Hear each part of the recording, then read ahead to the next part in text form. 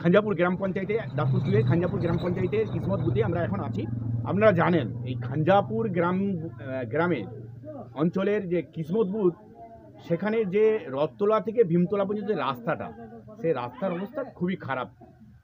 আজ প্রায় 5-7 বছর এই রাস্তাটার উপর দিয়ে যাওয়া যায়নি। বর্ষা কাটলো, এখনো পর্যন্ত এই রাজ্য সরকারের কোনো হেলদোল নেই।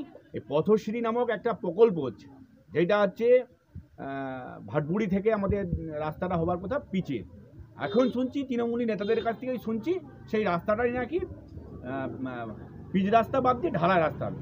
আমরা বলছি ঢালাই রাস্তা পিচ রাস্তা হলে যে সুবিধাটা হতো, আর ঢালাই রাস্তাটা যে পিচ রাস্তায় যে পরিমাণ টাকা বেরিয়েছে তার হাফ টাকায় এই রাস্তা ঢালাই হয়ে যাবে।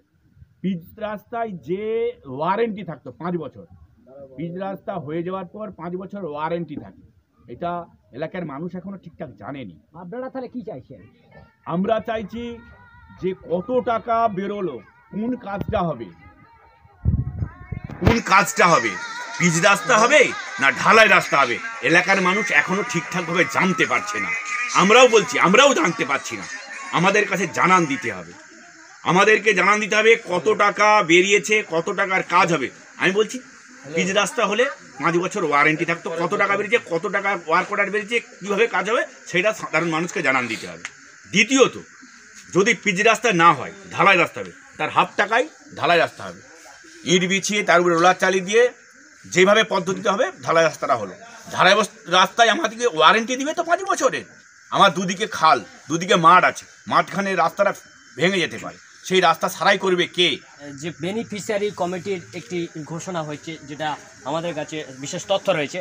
খাঞ্জাপুর গ্রাম পঞ্চায়েত ওনারা বলেছেন যে 5 কিলোমিটার 210 মিটারের দীর্ঘ রাস্তা আপনার এই গ্রাম এবং গ্রামের শেষ প্রান্ত ভীমতলা থেকে সিঁড়ি রামনগর পর্যন্ত, এবং সেখানে বাজেট ওনারা বলছেন যে বাজেটটা একই রয়েছে। গতবারে ওনারা উদ্ঘাটন করেছিলেন, একটা শোনা যাচ্ছে যে সেক্ষেত্রে একদম পূজা পার্বণের মতো একদম করে উদ্ঘাটন, বাজেটটা কমলো না, কিন্তু যে চওড়া হওয়ার কথা ছিল রাস্তা, প্রস্থটা কিন্তু কমে যাচ্ছে। 12 ফুট 6 ইঞ্চির জায়গায় 10 ফুট 4 ইঞ্চি। আমরা ভারতের গণতান্ত্রিক যুব ফেডারেশন, আমরা এখানে আছি, আমরা ওনাদেরকেও জানান দেব যে আমরা ভারতের গণতান্ত্রিক যুব ফেডারেশন, আমরা ছেড়ে কথা বলবো না। আমরা পাই টু পাই হিসাব নেব, যে টাকা তার পর্যাপ্ত কাজ করতে হবে। আমরা RTI করব, এখন থেকেই ওনাদেরকে আমরা সাবধান করে দিয়েছি যে কাজটা হবে জনগণকে জানিয়ে করতে হবে। হ্যাঁ, আপনি বলছিলেন যে এখানের মানুষকে, জনকে 4 কোটি টাকার বেশি টাকা এসেছে, কাজটা হবে।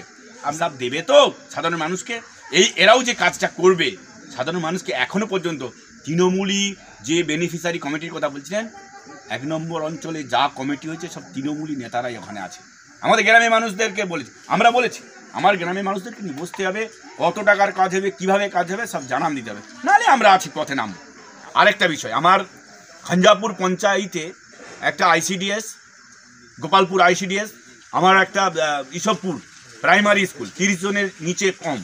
আপনারা জানেন যে দাসপুর টুয়ের 14টা স্কুলের নাম বেরিয়েছে, সেই 14টা স্কুল প্রাইমারি যেটা নিচে 30 জনের কম, সেই স্কুলগুলো নিয়ে কী হবে? ICDS স্কুলটার কী হবে? বন্ধ হয়ে পড়েছে দীর্ঘদিন গোপালপুর স্কুলে, আপনারা জানেন, ভালো করে খোঁজ নেবেন গোপালপুর। আর একটা বিষয়, আমার কিসমতি, এই কিসমতে যেখানে দাঁড়িয়ে আছি সেই কিসমতেই আমার 8 পর্যন্ত একটা MSK স্কুল আছে। স্কুলে রিটায়ার্ড পার্সেন্ট টিচার, আমি রিটায়ার্ড পার্সেন্ট টিচারদের প্রাপ্ত রিটায়ার্ড পার্সেন্ট যারা হয়ে গেছে তাদেরকে ধরে এনে স্কুলে তা চলছিল। 80 জনের মতো ছাত্র আছে। সেই স্কুলটার ভবিষ্যৎ হবে কিসমতে। আমাদের একটা ঐতিহ্য ছিল, কিসমতে একটা MSK স্কুল আছে, সেই স্কুলটার ভবিষ্যৎ কী হবে? তাই টিচার দিতে পারছে না। আমরা SDOকে বলেছি, আমরা BDO সাহেবকে বলেছি, SIকেও বলেছি। SI সাহেব বলছেন যে আমার কিছু করার নেই। আমি অনেকবার রিপোর্ট করেছি, পশ্চিম মেদিনীপুরের নামই বলেননি।